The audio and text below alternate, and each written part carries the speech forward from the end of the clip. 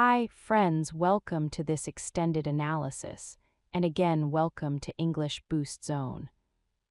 Today, we are going to explore the door in the wall, a deep dive into meaning and interpretation, and proper use of this learning method. Before we dive into the analysis, let me explain the learning approach we're using here. This method is designed to help you improve your English while engaging deeply with literature. In this podcast, we are going to discover the four-stage learning process. Stage number 1, story immersion. First, you listen to the complete story without interruption. The goal was simply to follow the narrative, understand the plot, and let yourself be absorbed by the experience. Don't worry if you didn't catch every word, focus on the overall meaning and emotional journey. And now stage number 2, comprehension check summary.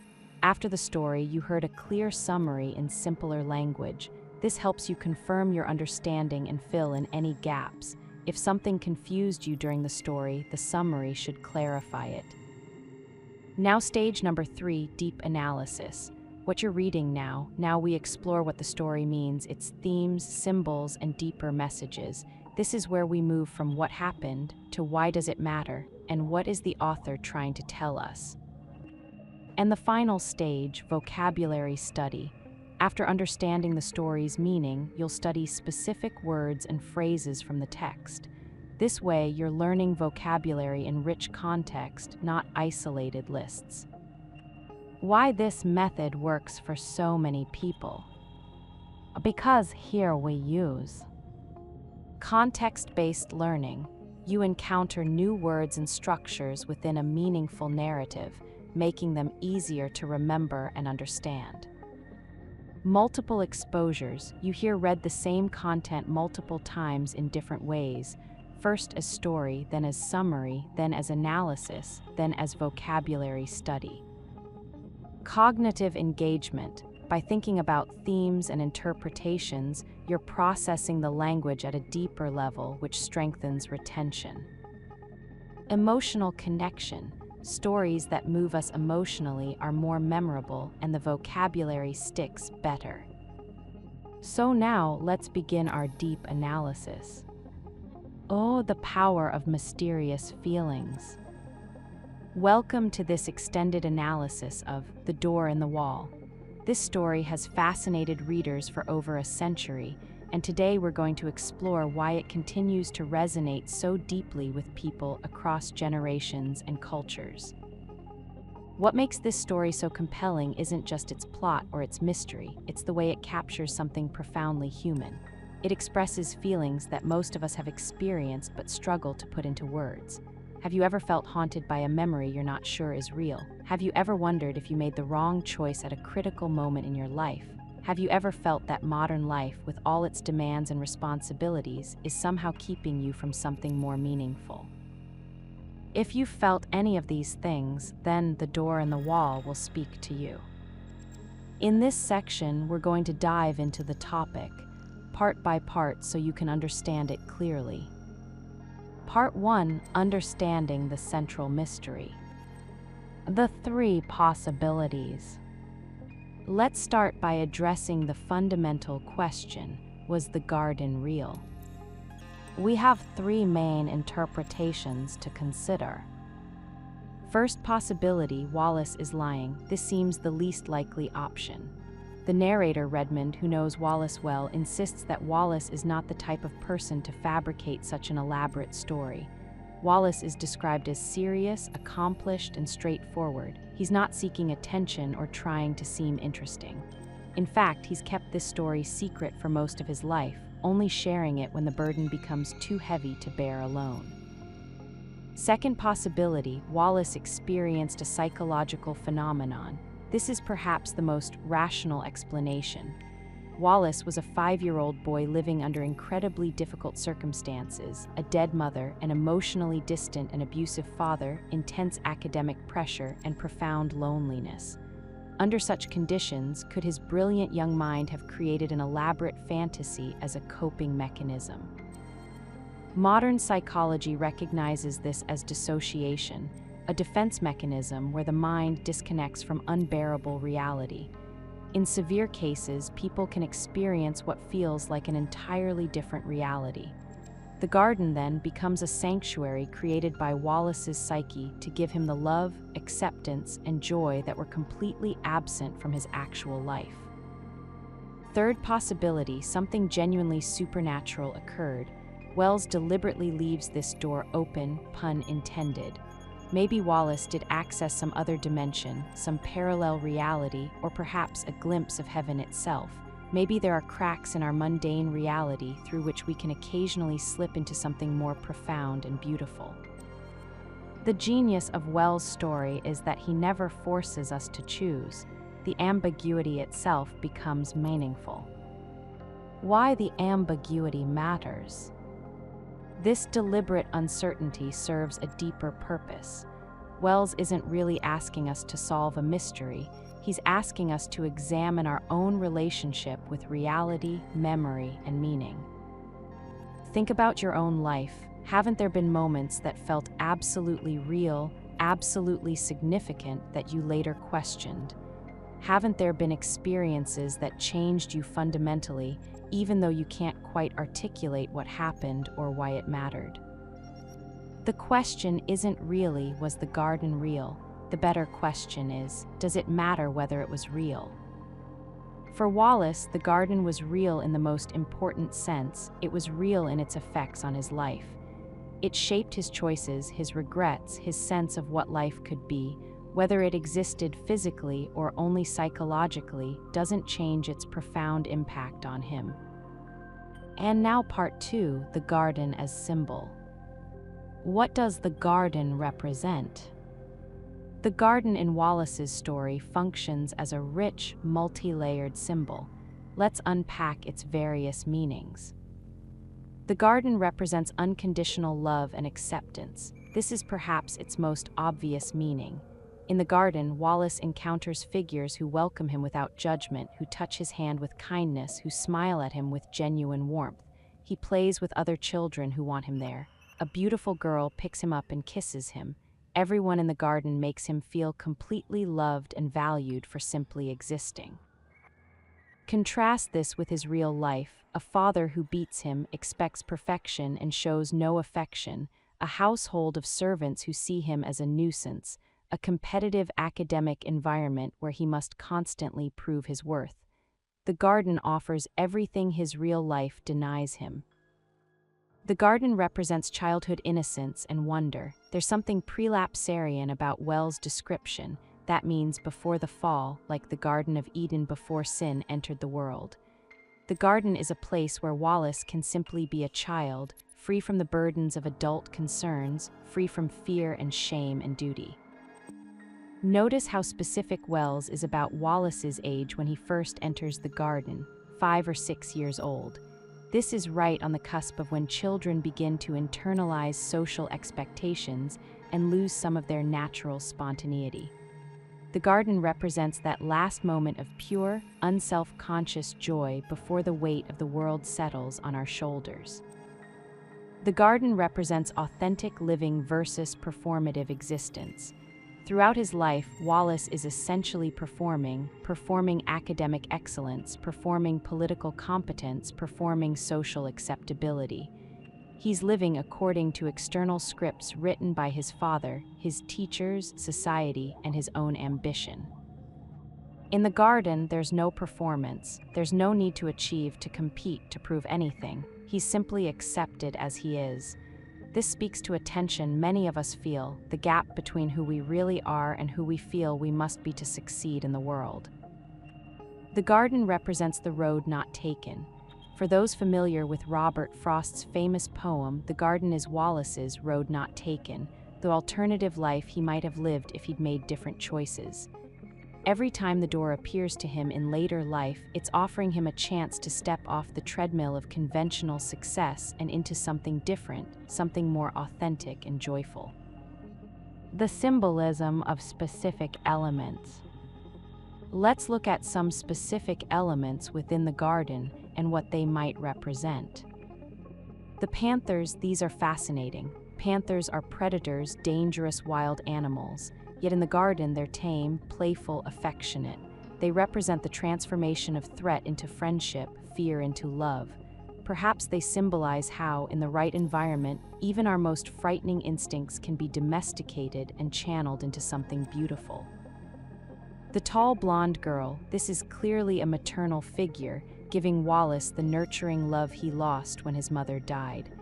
She represents the kind, gentle, unconditionally accepting mother he desperately needs but doesn't have. The playmates, these children represent peer relationships based on genuine affection rather than competition. In Wallace's real life, other children are rivals for academic honors. In the garden, children are simply friends who want him to return and play again. The serious woman with the book, this is one of the most intriguing figures. She represents wisdom, perhaps fate, perhaps consciousness itself. The book she shows Wallace is his own life, past, present, and future. When he insists on turning to the next page to see what comes after the door, he finds himself thrust back into ordinary reality. This suggests something profound. Perhaps we cannot experience both worlds simultaneously. Perhaps knowing about the garden, remembering it, longing for it, necessarily excludes us from it. The very act of analyzing and questioning the experience removes us from the innocent immediacy of the experience itself. Part number 3, the tragedy of choice and timing. Why doesn't Wallace return? This is the heartbreaking core of the story. Wallace sees the door multiple times throughout his life, but he never goes through it again. Why not? The first time as a schoolboy, he's worried about being late for school. He has a perfect punctuality record. This seems almost trivial. Surely a magical garden is more important than being on time for one day of school. But this reveals something important. Even as a child, Wallace has already internalized the values of his society. Duty, punctuality, academic performance, these already matter more to him than wonder and joy. The second time, on the way to Oxford, he's in a cab heading to receive his scholarship. He's literally on his way to claim his prize for academic achievement. To stop and go through the door would be to jeopardize everything he's worked for. He chooses ambition over mystery. The subsequent times, each time the door appears, Wallace is preoccupied with career, romance, or family duty. Each time he has what seems like a legitimate reason not to go through, and each time he regrets it. The impossible balance. Wells presents us with a painful truth: we cannot have everything. We cannot simultaneously pursue worldly success and transcendent experience. We cannot be both ambitious careerists and free spirits. We cannot serve both the demands of society and the longings of our souls. Wallace's tragedy is that he chose one path, the path of achievement, status, and conventional success, and it made him miserable. Yet had he chosen the other path, would he have been happy, or would he have been a failure, a dropout, a man who never lived up to his potential? This is the existential dilemma at the heart of the story. There is no right choice, or rather, every choice involves sacrifice. To choose one good thing is necessarily to reject another good thing. The question of timing. There's another dimension to consider: timing. The door doesn't appear on schedule. It appears at the worst possible moments, when Wallace is rushing to school on his way to an important event during a crucial political moment. What does this mean? Perhaps the door represents those unexpected moments when life offers us a chance to change course, to break out of our routine, to choose differently. These moments are almost always inconvenient. They come when we're busy, when we have commitments, when changing direction would create complications. The door seems to be testing Wallace. How much do you really want this? Are you willing to sacrifice your plans, your reputation, your position? Are you willing to look foolish, to disappoint others, to abandon your carefully constructed life? And every time Wallace fails the test, he chooses responsibility over freedom, duty over desire, the known over the mysterious. And now part number 4, social criticism, and the cost of success. Wells' critique of modern society. The Door in the Wall can be read as a sharp criticism of early 20th century British society, though its critique remains relevant today.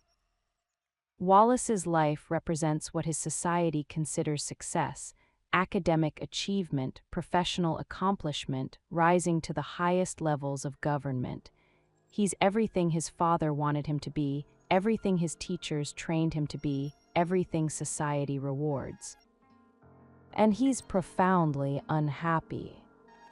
Wells seems to be asking, what good is all this success if it empties life of joy? What's the point of climbing the social ladder if it takes you further from everything that makes life worth living? The education system. Notice how Wallace's education is portrayed. It's competitive, pressure-filled, focused entirely on achievement rather than growth or joy. Even as a young child, Wallace is more concerned with his punctuality record than with wonder and exploration. The education system has already begun crushing his natural curiosity and spontaneity. Career ambition. Wallace rises through the political ranks on the verge of joining the cabinet. This is supposed to be the pinnacle of success, yet it brings him no satisfaction. He's good at politics, but it doesn't make him happy. He performs his duties well, but they feel meaningless compared to his memories of the garden. The absence of authentic relationships. Throughout the story, Wallace seems isolated despite being surrounded by people. He has colleagues, not friends. He has a fiancée who notices he becomes distant and absent. He has a father who imposed demands but never gave love. Where are the deep, meaningful relationships that make life rich? The garden, in contrast, is all about relationship, immediate, warm, unconditional connection with others. The Victorian Edwardian context. It's worth remembering that Wells was writing in 1906 during the Edwardian era, a time of strict social hierarchies, rigid expectations, and intense pressure to succeed within narrowly defined parameters. For men of Wallace's class, there was essentially one acceptable path: elite education, professional or political career, marriage to an appropriate woman, maintenance of social position. Deviation from this path was not merely failure, it was a kind of betrayal of family and class. Wells himself struggled with these expectations. He came from a lower middle-class background and worked intensely to rise above it through education and writing. He knew intimately the cost of ambition, the sacrifices required to succeed, and the nagging question of whether it was all worth it. In some ways, Wallace's story might be Wells' own fantasy. The road he didn't take, the choices he didn't make, the freedom he sacrificed for success. And now the part number 5, psychological and philosophical dimensions. The nature of memory and reality. One of the most fascinating aspects of this story is how it explores the unreliability of memory and the construction of reality. Wallace remembers the garden vividly, yet he can't remember certain crucial details, like exactly how the games were played with his playmates. He remembers the feeling of joy, but not the specific content of the experience. This is very true to how memory actually works, especially childhood memory. This raises profound questions. If we can't remember the details, was it real? If something felt absolutely real at the time but seems impossible in retrospect, what does real even mean? Our memories shape who we are just as much as our actual experiences, maybe more so. Wallace is shaped not by what actually happened in the garden, if it happened, but by his memory of it, his interpretation of it, his longing for it. The paradox of happiness. The story presents us with a paradox. Wallace had one perfect experience of happiness as a child, and that single experience ruined the rest of his life. If he'd never found the garden, he might have been content with ordinary success, but having tasted something transcendent, everything else becomes ashes in his mouth. The very thing that gave him his greatest joy also guaranteed his perpetual discontent. This is a profound insight about human psychology. Once we've experienced a particular quality of happiness or meaning, we can never unknown it. It becomes the standard against which everything else is measured. Think about your own life. Have you ever had an experience so perfect that it made ordinary life feel inadequate afterwards? A relationship, a place, a period in your life when everything just felt right, and having known that, has it made it harder to accept anything less? The door as death. Let's address the elephant in the room. The door might represent death itself. Throughout the story, the door offers Wallace escape from the burdens of life. It promises peace, beauty, joy, reunion with loved ones, notice the maternal figures, and freedom from responsibility and pain. That sounds a lot like traditional concepts of heaven or the afterlife. When Wallace finally goes through a door at the end of his life and falls to his death, Wells seems to be suggesting that perhaps death is the only door back to that perfect peace we glimpse in moments of transcendence. This isn't necessarily a depressing interpretation. Many spiritual traditions teach that earthly life is inherently unsatisfying, that we're all essentially in exile from our true home, and that death is a return rather than an ending. The question the story poses is haunting. If Wallace really did step through his door and back into his garden at the moment of death, was his death a tragedy or a homecoming? In Part 6, Personal Reflection and Universal Themes. The door in your life. Now let's make this personal. Do you have a door in the wall in your own life? For some, it might be a childhood memory of a time when life felt simpler and safer, before adult responsibilities, before disappointments, before the world revealed its harshness. For others, it might be a path not taken, a relationship you didn't pursue, a career you abandoned, a place you left, a version of yourself you might have become if you'd made different choices. For still others, it might be a spiritual or transcendent experience you had once, a moment of clarity, peace, or connection that you've been trying to recapture ever since. The door represents whatever it is in your life that calls to you, that makes your current reality feel insufficient, that promises fulfillment if only you could reach it. The modern relevance. Although Wells wrote this story over a century ago, it feels remarkably contemporary. Perhaps more than ever, we live in a society that demands constant productivity, achievement, and performance. We're told to optimize everything: our careers, our relationships, our health, our time. We're encouraged to build our personal brands, to network, to hustle, to never stop improving. And many of us, like Wallace, find ourselves successful but unsatisfied, accomplished but unhappy, connected but lonely. The door in the wall represents what we've sacrificed in pursuit of success: spontaneity, wonder, presence, connection, joy. It represents the parts of ourselves we've had to suppress to fit into professional molds. It represents the life we might have lived if we'd been brave enough to choose differently. The question of regret. Wallace's story is ultimately about regret, specifically the regret of choosing safety over mystery, duty over desire, the known over the unknown. But here's the tricky part. Would Wallace really have been happier if he'd gone through the door? Would you really be happier if you'd made different choices? It's easy to romanticize the path not taken. It's easy to imagine that if only we'd been braver, more spontaneous, more willing to take risks, our lives would be filled with joy and meaning. But every choice involves trade-offs.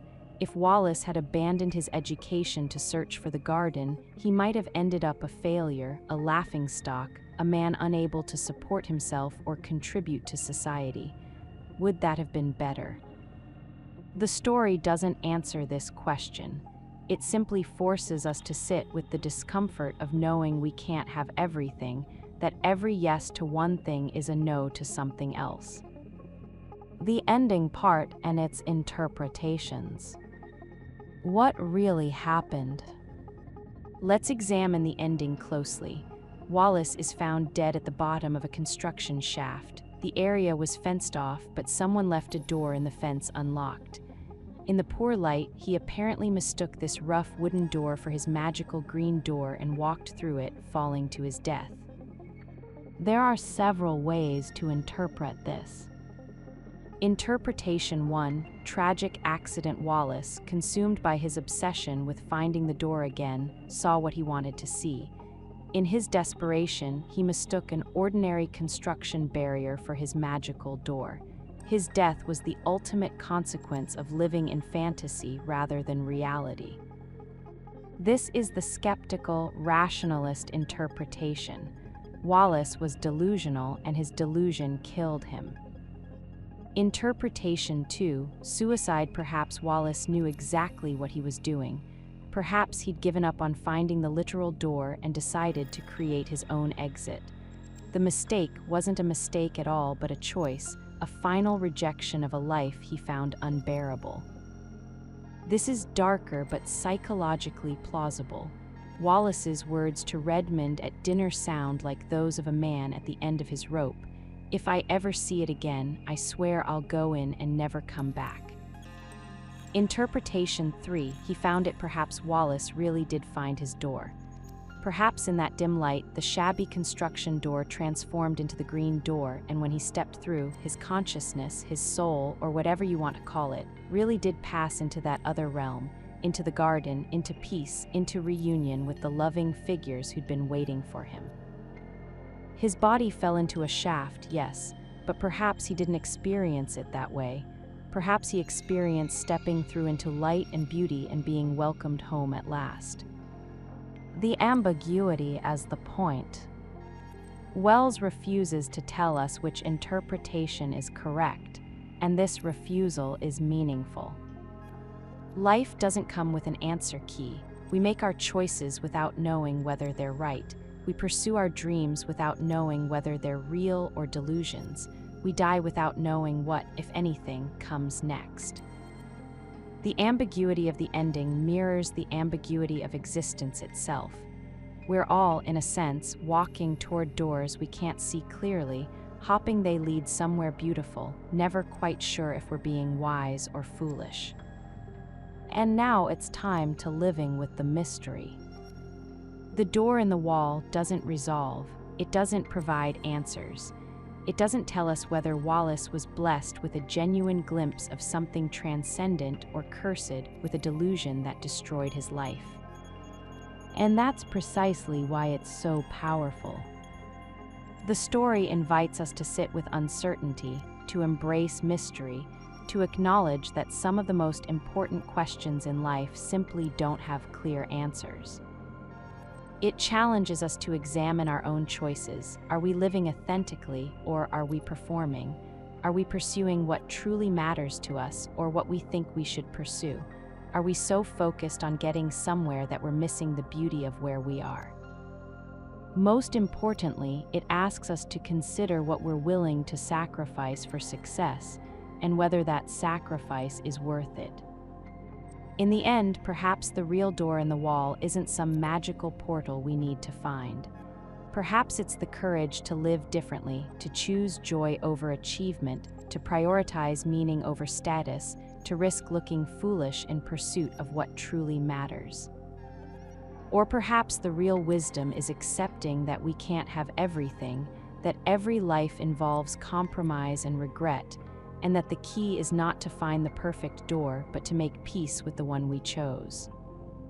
What do you think? I'd love to hear your interpretation. Do you have a door in the wall in your life? Have you walked through it, or are you still standing outside, wondering what might be on the other side?